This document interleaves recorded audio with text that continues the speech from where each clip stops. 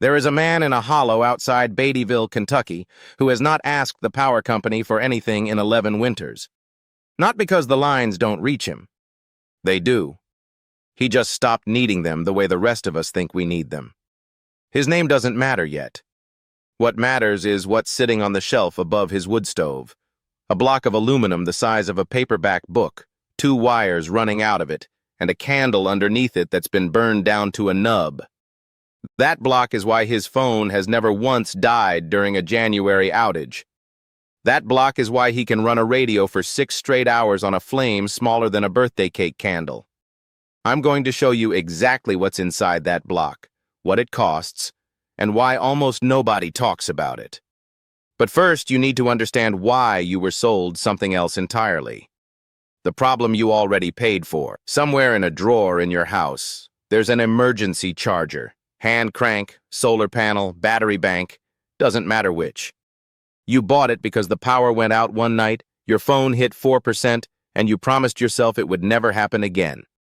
It cost somewhere between $60 and $180.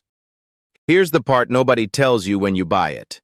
Solar doesn't work at 2 a.m. Hand crank generators produce so little current that cranking one for 20 minutes buys you maybe 8 minutes of screen time, and most people's arms give out around minute 4. And battery banks are just batteries. They run out exactly like the phone they're charging. They degrade every year you own them, and after 3 or 4 winters sitting in a cold garage, half of them won't hold a charge at all. Lithium cells lose capacity just from age, whether you ever use them or not. You could buy the best power bank on the market, put it in a drawer, and come back in 3 years to find it's holding a third of what it used to. That's the trap.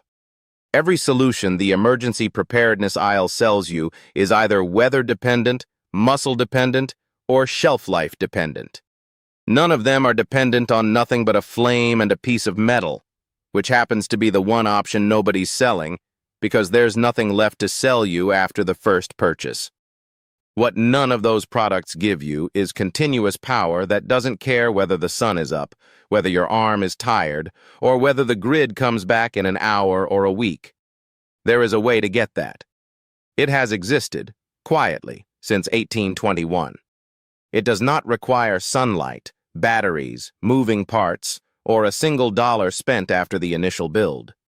And the reason it isn't sitting on a shelf at your hardware store next to the hand crank radios is not because it doesn't work. It's because it doesn't wear out, doesn't need replacement batteries, and doesn't generate repeat sales. The effect nobody sells you. In 1821, a Baltic German physicist named Thomas Johann Seebeck noticed something strange in his lab. He'd joined 2 different metals into a loop, and when he heated one junction and left the other cool, a compass needle near the loop deflected. No battery, no moving parts, just a temperature difference, and somehow current. He didn't fully understand what he'd found. He thought it was a magnetic effect, not an electrical one. It took other physicists another decade to prove that heat difference alone, across 2 dissimilar materials, produces a voltage. That's the whole principle. Heat one side of a specific type of junction, keep the other side cool, and electrons move. The bigger the temperature gap, the more current you get.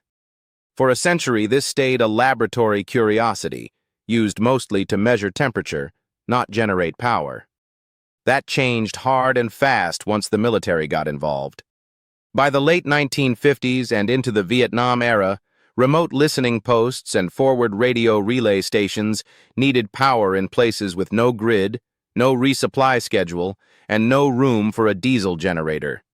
The Army Signal Corps and later NASA both leaned on the same physics Seebeck stumbled into. NASA using it at a much larger radioisotope heated scale to run deep space probes for decades without a single moving part, and field units using small thermoelectric generator modules strapped to camp stoves and kerosene heaters to trickle-charge radio batteries. The units were surplus, ugly, and nearly indestructible. Some of the field models were rated to run for years without a service call because there was nothing inside them to service. No chemical reaction to exhaust, no moving part to wear down, just 2 dissimilar semiconductor materials joined at a junction, doing exactly what Seebeck's compass needle noticed a century and a half earlier. And when the programs wound down through the 1970s, thousands of those surplus modules ended up in military surplus catalogs and swap meet tables for pennies on the dollar, sold off as leftover hardware nobody in the regular consumer market had a name for. Which is exactly where a military auxiliary radio system volunteer named Emmett Duso found his first one in 1974, in a cardboard box at a ham fest in Roanoke, priced at $2 because the seller didn't know what it was either. Before I show you the build, you need to know about Emmett Duso ran ham radio relays out of a cabin in West Virginia for the better part of 3 decades. No commercial power, because the nearest line was 4 miles of mountain away, and the utility wanted him to pay for the poles. He kept his station running through blackouts, ice storms, and one flood that took out the county's actual grid for 9 days, using nothing but a wood stove, a stack of surplus thermoelectric modules he'd bought by the crate, and a bank of lead-acid batteries he trickle-charged around the clock. He wasn't secretive about it. He just never had anyone to tell. He wrote it up twice for a regional ham radio newsletter in the 1980s, mimeographed pages that maybe 400 people ever read, and beyond that, the knowledge mostly died with the newsletter's subscriber list. What he documented, in plain language, was this: you don't need a wood stove or a flood to make this work.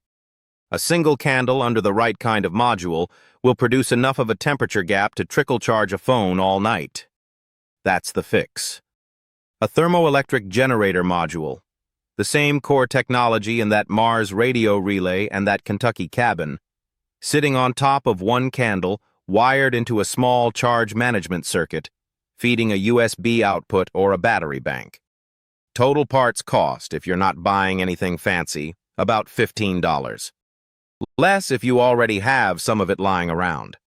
I want to be upfront before we build this. This is not going to fast charge your phone the way a wall outlet does. That's not what it's for. It's for the night the power is out, your phone is at 12%, and you need it to survive until morning. That's a very different job, and it's a job this handles better than anything you can buy in a store.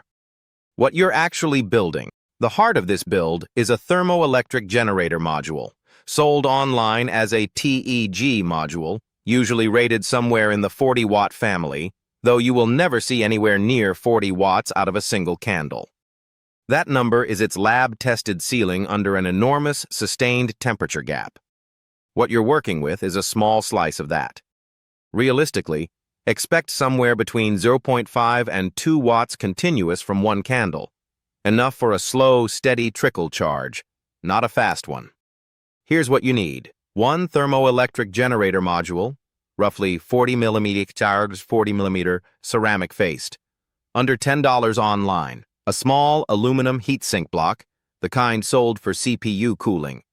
A few dollars, or salvaged from an old desktop computer. A second, smaller heatsink, or a shallow water reservoir to sit on the cool side. A basic USB voltage step-up.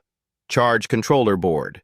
Sold cheaply as a 5V boost converter, a few dollars. Thermal paste, the same kind used inside computers, a tin candle, a metal stand to hold the module steady above the flame, and some high-temp wire. The assembly in order, apply a thin layer of thermal paste to both faces of the TG module. Don't skip this. Without it, the module reads a fraction of the temperature it's actually sitting in because air is a terrible conductor and the paste closes that gap. Mount the hot side face of the module directly against the bottom of the smaller, heavier heatsink. This piece will sit directly over the candle flame, so it needs to be solid metal, not the module's ceramic surface exposed raw to fire. Mount the cool side face against the larger heatsink, or against a small water reservoir if you want more consistent cooling over several hours. The bigger the temperature difference between the two sides, the more voltage you get, so a bigger, better vented cool side heatsink directly increases your output. Wire the module's 2 output leads into the input of the boost converter board. Most of these modules put out somewhere around 0.3 to 1 volt under a modest temperature gap. Nowhere near enough to charge anything directly. The boost converter's entire job is stepping that tiny voltage up to a stable 5 volts, which is what a USB device expects. Wire the boost converter's output to a USB port, either built into the board or added separately. Build a simple stand. Scrap metal, a few bent coat hangers, whatever holds the assembly a consistent 1.5 inches above the candle flame without touching it directly. Direct flame contact on the module itself will destroy it. The heat needs to transfer through the metal heat sink, not touch the ceramic face. Light the candle. Give it 3 to 5 minutes for the temperature gap to stabilize before you plug anything in. Check the boost converter's output with a multimeter if you have one. You're looking for a steady 5 volts before you trust it with your phone. That's the entire build. No soldering iron required if you buy pre-wired components, though a few minutes with one will make the connections far more durable. What this will and won't do for you, I want to be completely direct about the limits, because oversold off-grid projects are exactly what erodes trust in all of them. This will not charge a phone from 0 to 100 in an hour. On a single candle, you're generating somewhere in the neighborhood of 0.5 watt to 2 watts continuous. Compare that to a wall charger putting out 10 to 20 watts. Over 6 to 8 hours, that's realistically enough to take a dead phone to somewhere between 40 and 70%, depending on the phone, the module, and how well you built your cool side. It will not run a laptop. It will not run a space heater. It is not a house power solution, and anyone telling you a single TG module on a candle will power your home is selling you something. What it will do is keep a phone alive through a night without grid power, indefinitely, as long as you have candles, which, unlike a battery bank, do not degrade in storage and cost about $1 for 8 hours of burn time. Run 2 or 3 modules in parallel, each on its own candle, and you scale the output up in a straight line. Duso ran 6 of them off his wood stove alone, which is how he kept a full ham radio station alive through a 9-day flood. Why you're the one holding this now. Every emergency preparedness product on a store shelf is designed to be bought once, used during a crisis, and quietly fail you when the batteries inside it degrade 2 winters later, at which point you buy another one. A thermoelectric module doesn't have a battery to degrade. It's a solid-state slab of bismuth telluride with no moving parts, and NASA has proven the same core technology can run continuously for over 40 years without maintenance. The version sitting on your table cost $15 and will very likely outlast you. That's the actual gap between what gets marketed to you and what quietly works. Not a conspiracy. Nobody in a boardroom sat down and decided to suppress Thomas Seebeck's 1821 discovery. It's simpler and less